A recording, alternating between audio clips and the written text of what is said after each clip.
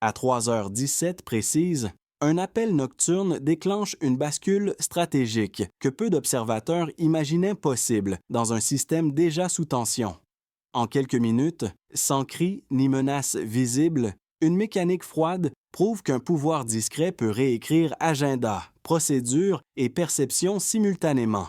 Que change pour vous ce basculement lorsque Ibrahim Traoré découvre que l'enjeu réel n'est pas la sécurité physique mais la souveraineté sur le temps?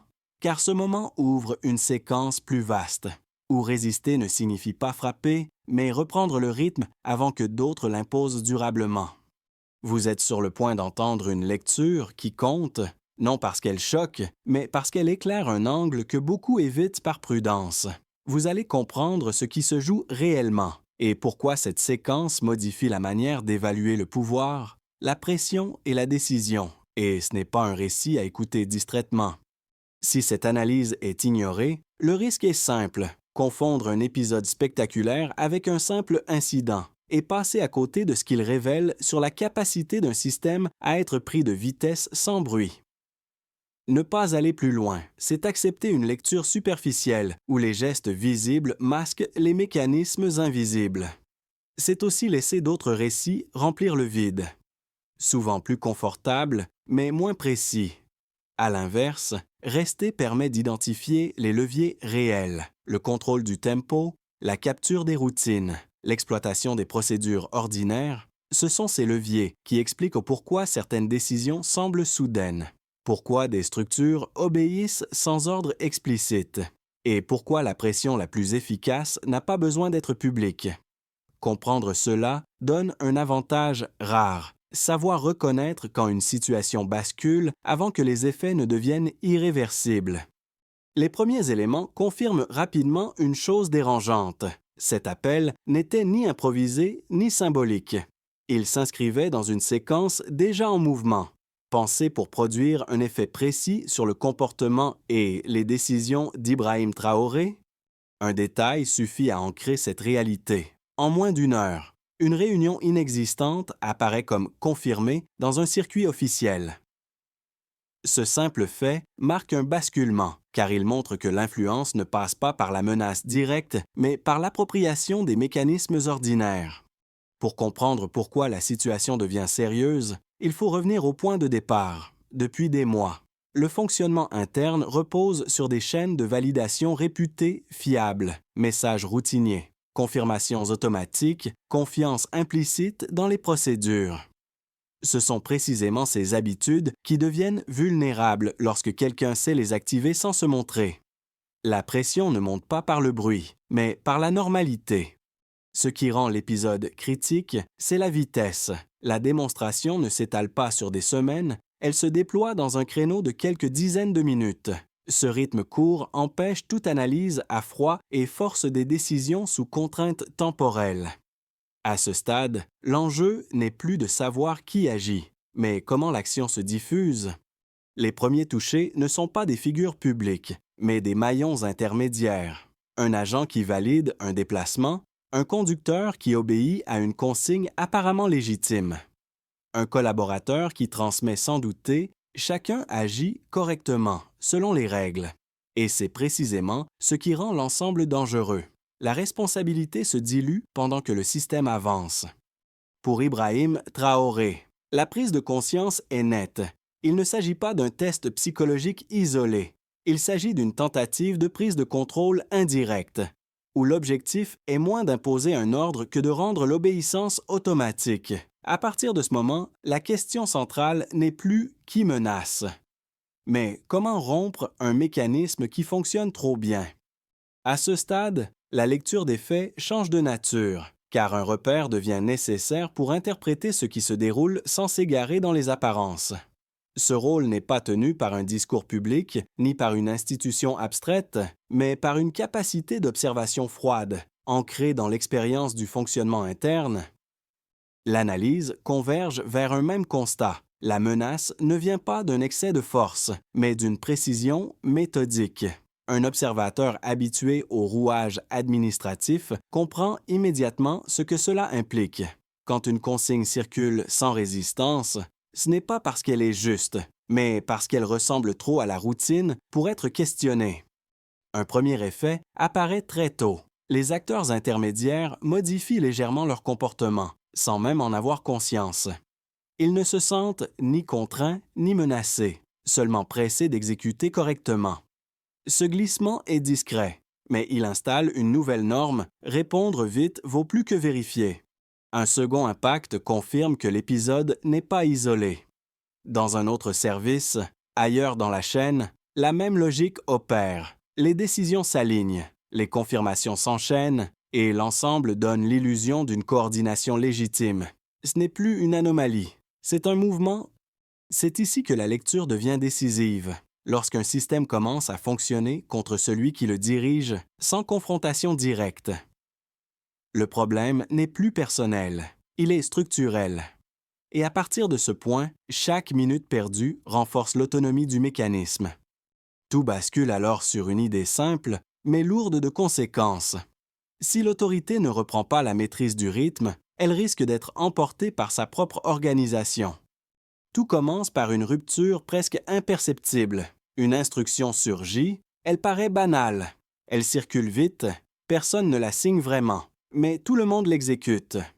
Au départ, l'activation est simple, un message validé sans étonnement, un créneau ajouté dans un agenda déjà chargé, un véhicule préparé comme pour une routine ordinaire. Rien ne crie alerte, rien n'exige de réunion. Le système glisse d'un cran. Puis la cadence s'accélère, les confirmations s'empilent, les délais se resserrent. Chaque maillon agit pour ne pas être celui qui retarde. La logique n'est plus la vérification, mais la continuité. Ce qui devait être confirmé devient réel par accumulation. À ce moment précis, la montée en tension est nette. Une action entraîne une autre, une décision appelle une exécution. Les circuits se referment sur eux-mêmes. Plus personne ne pilote l'ensemble, mais l'ensemble avance. La machine tourne sans centre visible. Les réactions s'élargissent. Un service adapte ses horaires, un autre anticipe une présence. Un troisième prépare des documents qui n'auraient jamais dû exister. Chacun agit séparément, mais tous convergent. La cohérence apparente masque une perte de contrôle. C'est là que la situation devient critique, car intervenir frontalement créerait un signal. Un signal serait interprété comme une confirmation de la manœuvre. Ne rien faire laisserait la scène se figer en preuve. Le choix n'est plus entre agir ou subir, mais entre deux dommages. L'onde de choc s'installe. Des acteurs secondaires se retrouvent exposés. Ils obéissent de bonne foi.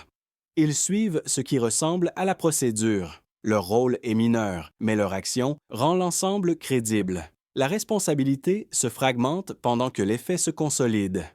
Pour Ibrahim Traoré, la lecture est brutale. Ce n'est pas une attaque classique, c'est une captation de normalité, un détournement du quotidien administratif. La pression n'est pas exercée par la force, mais par la continuité. Les conséquences immédiates apparaissent sans bruit. Un rendez-vous qui semble officiel, des documents prêts à circuler, des témoins involontaires, la scène est presque prête, même si le principal intéressé n'y est pas encore. Puis vient le temps des résidus. Ce qui a été enclenché ne disparaît pas instantanément.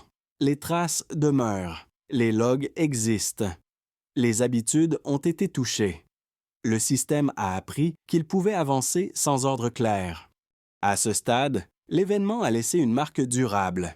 Il a montré qu'un appareil peut être déplacé sans confrontation, qu'une autorité peut être encerclée par ses propres routines et que le vrai champ de bataille n'est ni public ni spectaculaire. Vous avez maintenant la chronologie. Reste à comprendre ce que cette dynamique révèle quand on la met face aux faits mesurables. À ce point du récit, il devient nécessaire de quitter l'impression pour entrer dans la mesure, car c'est là que la dynamique prend tout son poids. Les éléments disponibles montrent que ce type de manœuvre ne repose pas sur l'exception, mais sur des volumes et des rythmes que peu de systèmes sont préparés à absorber lucidement. Le premier indicateur concerne l'ampleur. Dans une organisation centrale, plusieurs dizaines de validations opérationnelles transitent chaque jour par des circuits semi-automatiques. Cela signifie qu'une seule instruction bien placée peut se propager très largement sans jamais être interrogée. Autrement dit, le système est conçu pour aller vite, pas pour douter. Le deuxième indicateur est la vitesse. Entre l'apparition de la consigne et sa matérialisation concrète, le délai se compte en dizaines de minutes, parfois moins. Cette compression temporelle réduit mécaniquement l'espace de réflexion humaine. Plus le rythme est court, plus l'obéissance devient réflexe. Le troisième indicateur porte sur l'impact humain. Ce ne sont pas les décideurs de sommet qui agissent en premier, mais les exécutants ordinaires, conducteurs, agents de liaison, personnels administratifs appliquent ce qui leur semble conforme. Chacun pris isolément agit correctement, mais l'effet cumulé produit une réalité qui n'a jamais été décidée collectivement. Ces trois données, mises ensemble, révèlent une vérité inconfortable. Le pouvoir le plus efficace n'est pas celui qui impose, mais celui qui s'insère dans le flux existant. Il n'a pas besoin d'augmenter la contrainte, seulement d'exploiter la vitesse et la confiance implicite. Pour Ibrahim Traoré, cette lecture transforme l'événement en signal d'alarme stratégique. Elle indique que la vulnérabilité principale ne se situe ni dans la sécurité physique ni dans la parole publique, mais dans l'architecture invisible du quotidien. Tant que cette architecture fonctionne sans friction, elle peut être retournée. À partir de là, une question s'impose naturellement. Comment répondre sans briser l'outil? Et comment ralentir sans paraître hésiter? À ce stade, il serait intellectuellement malhonnête d'ignorer les objections les plus solides formulées par ceux qui minimisent de la portée de cet épisode. Elles existent, elles sont cohérentes, et elles méritent d'être examinées sans caricature. La première soutient que ce type d'incident relève d'un dysfonctionnement administratif banal. Dans toute organisation complexe, des erreurs de calendrier, des confirmations automatiques ou des malentendus opérationnels apparaissent régulièrement. Selon cette lecture, rien n'indique une manœuvre structurée. Il s'agirait d'une coïncidence amplifiée par le contexte et par une sensibilité accrue au risque. Vu ainsi, l'événement n'exigerait qu'un correctif technique, pas une relecture stratégique. Cette position a une force réelle. Les systèmes modernes produisent parfois des effets non intentionnels, surtout lorsqu'ils privilégient la rapidité. Cependant, elle laisse de côté un élément clé, la synchronisation. Une erreur isolée crée du bruit. Ici, plusieurs signaux convergent dans une fenêtre temporelle extrêmement courte. Cette cohérence temporelle n'est pas impossible par hasard, mais elle devient statistiquement moins plausible lorsqu'elle s'accompagne d'une démonstration de connaissances intimes et ciblées. La seconde objection affirme que la réaction elle-même crée la gravité. En interprétant trop vite un incident comme une menace, on risquerait de transformer une anomalie gérable en crise politique inutile. Dans ce cadre, la meilleure réponse serait la normalisation immédiate. Pour éviter toute escalade symbolique, cette approche met en avant la stabilité et la continuité institutionnelle. Là encore, l'argument est sérieux, mais il néglige un point décisif, l'asymétrie. Si une partie agit dans l'ombre et teste les limites sans s'exposer, l'inaction totale devient un signal exploitable. Elle indique que le système accepte d'être sondé sans réagir. C'est précisément cette lecture qui transforme l'épisode en test de perméabilité. En confrontant ces deux positions aux faits observables, une conclusion s'impose sans dramatisation. Le problème n'est pas de savoir si l'événement est exceptionnel, mais s'il révèle une vulnérabilité répétable. Pour Ibrahim Traoré, l'enjeu n'est donc pas d'avoir raison symboliquement, mais d'éviter que le même schéma puisse être rejoué. C'est dans cet espace, entre prudence et lucidité, que la suite de la séquence prend tout son sens. Tout change à ce moment-là. Ce qui apparaît alors ne rajoute pas un détail de plus. Il modifie la lecture entière de la séquence. Le cœur du problème n'est plus l'appel, ni même la manipulation des routines, mais la capacité à imposer un cadre où toute réaction devient prévisible. Autrement dit, l'opération ne cherche pas seulement à tester Ibrahim Traoré.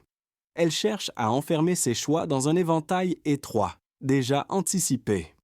Cette bascule est décisive, car une fois le cadre posé, chaque option disponible produit un effet utile à l'adversaire. Obéir crée une trace, refuser crée un soupçon, contester publiquement crée du bruit exploitable, se taire crée un vide que d'autres remplissent.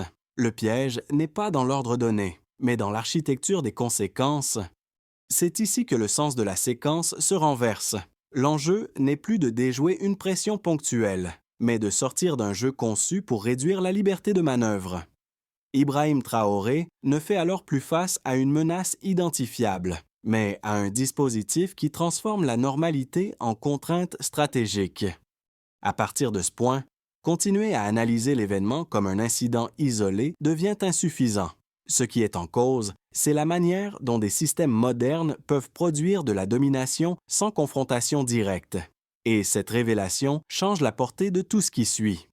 Les effets cessent alors d'être abstraits et commencent à se matérialiser dans des espaces très concrets, parfois loin du centre de décision. Ce qui, au départ, ressemblait à une manœuvre invisible se traduit par des conséquences tangibles, différenciées selon les acteurs, mais liées par une même logique de propagation. Du côté de l'État, la première pression porte sur la crédibilité opérationnelle, lorsqu'un système interne peut être activé sans ordre explicite. Chaque décision ultérieure devient suspecte, même lorsqu'elle est légitime. Les responsables passent plus de temps à vérifier qu'à agir, ce qui ralentit la capacité de réponse. À court terme, cela fragilise l'autorité, non par opposition ouverte, mais par érosion silencieuse de la confiance institutionnelle. Pour les entreprises et les acteurs économiques, l'impact est plus diffus, mais tout aussi réel. L'incertitude sur la stabilité des procédures se traduit par une prudence accrue. Les engagements sont reportés, les investissements temporisés, les partenariats réévalués, même sans rupture formelle. Le simple doute sur la fiabilité des circuits décisionnels suffit à modifier les comportements économiques. Chez les citoyens, l'effet se joue sur le terrain du quotidien. Ce ne sont pas des déclarations officielles qui marquent les esprits, mais les signaux faibles. Un déplacement annulé, une rumeur persistante, une information contradictoire. Peu à peu, l'impression s'installe que quelque chose échappe au contrôle normal. Cette perception, même floue, alimente l'anxiété et favorise la circulation de récits alternatifs. À l'échelle régionale, la séquence est observée avec attention. Les partenaires et les voisins ne voient pas seulement un épisode isolé, mais un indicateur de vulnérabilité potentielle. Si un système peut être infléchi sans confrontation, et il peut l'être ailleurs selon des méthodes similaires, l'effet domino n'est pas automatique, mais la possibilité même modifie les calculs stratégiques. C'est dans ce contexte que la position d'Ibrahim Traoré prend une dimension particulière. Il ne s'agit plus seulement de gérer une situation interne, mais d'envoyer un signal implicite, montrer que la mécanique a été identifiée et que ses effets ne sont pas subis passivement.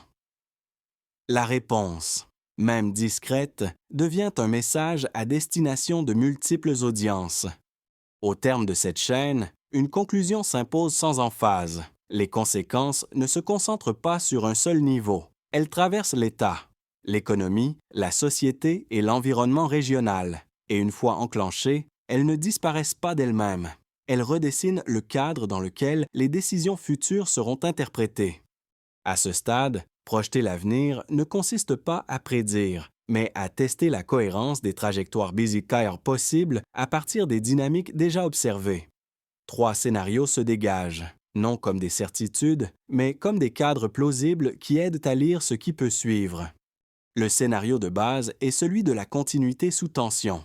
Les procédures sont renforcées sans être totalement repensées. Des audits internes ralentissent les flux. La prudence s'installe et l'appareil gagne en vigilance mais perd en vitesse. La situation se stabilise partiellement, sans effacer la vulnérabilité initiale. Ce scénario est le plus probable, car il correspond à la réaction naturelle d'un système qui cherche à corriger sans se transformer. Le scénario optimiste suppose un déplacement plus profond. Les mécanismes exposés servent de déclencheur à une réforme ciblée des circuits critiques. Les chaînes de validation sont raccourcies, clarifiées et rendues plus traçables. La transparence interne progresse, ce qui réduit l'espace d'exploitation silencieuse. La confiance revient progressivement, non par discours, mais par des signaux opérationnels visibles. Ce scénario exige du temps, de la discipline et une exécution constante. mais il reste crédible si l'élan est maintenu. Le scénario dégradé repose sur une autre logique. Les corrections restent superficielles, tandis que la méfiance s'étend. Chaque décision devient lourde, chaque initiative est suspectée. La lenteur s'installe comme norme, ouvrant la voie à d'autres tentatives de contournement. Dans ce cas, la vulnérabilité n'est pas corrigée, elle se normalise.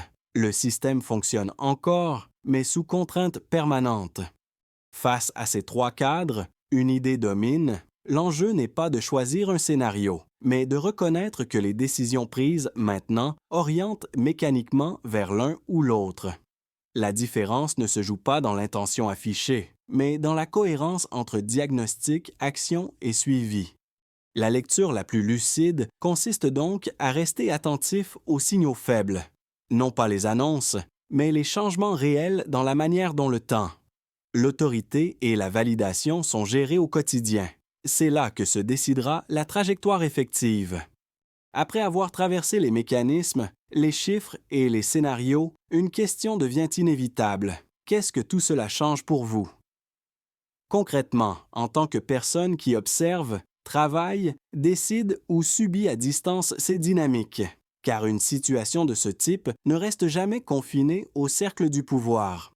Pour celles et ceux qui suivent ces sujets de près, qui analysent l'actualité et cherchent à comprendre les rapports de force réels, l'enjeu est double. D'un côté, l'épisode offre un avantage cognitif, savoir reconnaître les signaux faibles avant qu'ils ne deviennent visibles. De l'autre, il impose une vigilance accrue, car les cadres d'analyse habituels deviennent rapidement insuffisants lorsque le pouvoir se déplace vers l'invisible. Rester informé ne suffit plus. Il faut aussi apprendre à lire les rythmes et les silences. Wheeler, pour les personnes affectées de manière indirecte par leur activité économique, leur environnement professionnel ou leur stabilité quotidienne. L'impact est plus diffus mais réel. L'incertitude se traduit par des ajustements prudents, parfois par un attentisme contraint. Comprendre ces dynamiques permet au moins de replacer ces tensions dans un cadre plus large et d'éviter de les interpréter uniquement comme des dysfonctionnements isolés ou personnels. Enfin, pour ceux qui pensent que ce type de séquence ne les concerne pas, le risque est précisément là. L'histoire récente montre que les transformations silencieuses finissent toujours par produire des effets visibles. Ignorer les signaux en amont revient souvent à subir les conséquences en aval, sans marge de manœuvre. Quelle que soit votre position, une chose demeure. Comprendre ces mécanismes n'apporte pas de solution immédiate, mais cela redonne une forme de contrôle, celui de ne pas être totalement surpris lorsque les règles implicites commencent à changer. À ce stade, les solutions ne peuvent plus rester au niveau des intentions générales, car ce type de vulnérabilité ne se corrige ni par des discours ni par des ajustements symboliques. La question devient donc pratique. Que faire, concrètement, pour reprendre la maîtrise sans paralyser l'ensemble? Le premier niveau concerne le centre décisionnel. Pour Ibrahim Traoré, l'enjeu immédiat est de restaurer une autorité sur le rythme, non sur chaque détail. Cela passe par l'identification claire des circuits critiques, ceux qui déclenchent des effets irréversibles, et par l'introduction de points de friction mesurables.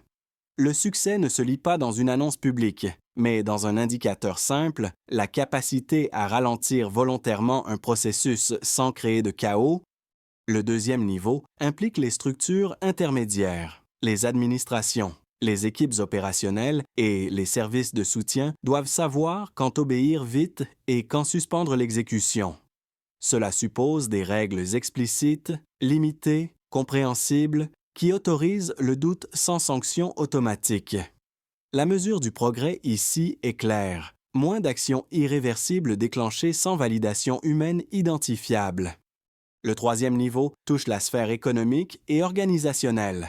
Les partenaires, entreprises et opérateurs ont besoin de signaux de stabilité opérationnelle. Non pas des promesses, mais des routines clarifiées, des chaînes de décision lisibles et des délais assumés. La réussite se traduit par le retour progressif de décisions prises sans attente excessive, signe que la confiance fonctionnelle revient. Enfin, un quatrième niveau concerne la société dans son ensemble. Informer sans dramatiser, expliquer sans exposer, et rappelez que la normalité n'est pas l'absence de contrôle, mais sa bonne répartition. Là, l'indicateur n'est pas chiffré, c'est la réduction des rumeurs au profit d'une compréhension plus sobre.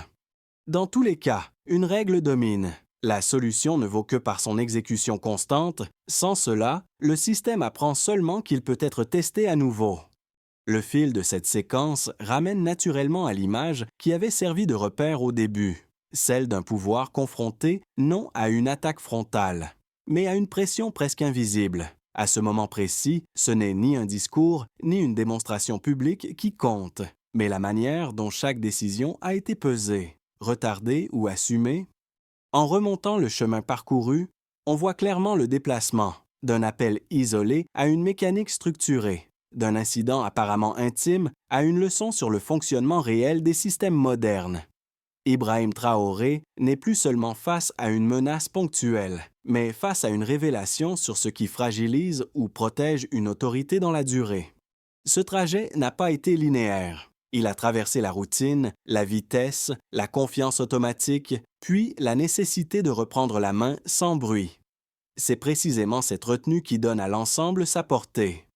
Elle montre que le pouvoir ne se joue pas seulement dans l'acte visible, mais dans la capacité à refuser un tempo imposé. Au-delà du cas précis, une idée s'impose avec force. Les sociétés contemporaines sont moins vulnérables à la force qu'à la normalité détournée. Là où tout semble fonctionner, quelque chose peut déjà glisser. Et c'est peut-être là le point le plus lourd à retenir. La véritable épreuve commence toujours avant que l'on sache qu'elle a commencé. Après ce parcours, il reste une chose essentielle à reconnaître. Chaque personne qui a suivi jusqu'ici n'a pas simplement écouté un récit. Elle a traversé une grille de lecture qui modifie la manière d'observer le pouvoir, la décision et le silence. Les conclusions ne sont pas imposées. Elles se forment à partir de ce que chacun retient. Si cette analyse vous a semblé utile, ce n'est pas parce qu'elle apporte des réponses définitives, mais parce qu'elle ouvre un espace de réflexion que peu de récits prennent le temps de construire. Un espace où l'on peut confronter des points de vue, comparer des interprétations et affiner sa compréhension sans céder aux réactions immédiates. Partager cette lecture avec d'autres n'est pas un geste anodin. C'est permettre à davantage de personnes de dépasser la surface des événements, d'éviter les raccourcis et d'entrer dans une discussion plus exigeante, non pour convaincre, mais pour éclairer. La question qui reste ouverte est volontairement simple. Selon vous, dans un monde où la contrainte devient de plus en plus invisible, quel est le premier réflexe à cultiver pour ne pas perdre la maîtrise de ses choix? Pour conclure, il convient de rester dans le même registre que tout au long de ce parcours, calme, respectueux et ouvert. Chaque personne qui arrive ici porte déjà sa propre lecture, façonnée par son expérience, son contexte et ses priorités. C'est précisément cette diversité de regards qui donne de la valeur à une discussion construite. Si ce cheminement vous a paru pertinent, ce n'est pas parce qu'il prétend dire le dernier mot, mais parce qu'il propose un cadre pour penser autrement. Un cadre où l'on prend le temps de relier les faits, de mesurer leurs implications et d'accepter que certaines réponses restent provisoires. Dans un environnement saturé de réactions rapides, cette lenteur réfléchie est déjà une forme d'action. Transmettre cette analyse à d'autres peut alors devenir un geste simple mais utile, non pour imposer une conclusion, mais pour inviter à regarder au-delà de l'évidence immédiate. C'est ainsi que se construisent des échanges plus lucides, capables de résister aux récits trop faciles. La question finale reste volontairement ouverte, car elle vous appartient face à des formes de pouvoir de plus en plus discrètes. Quelle vigilance personnelle vous semble aujourd'hui la plus essentielle à cultiver?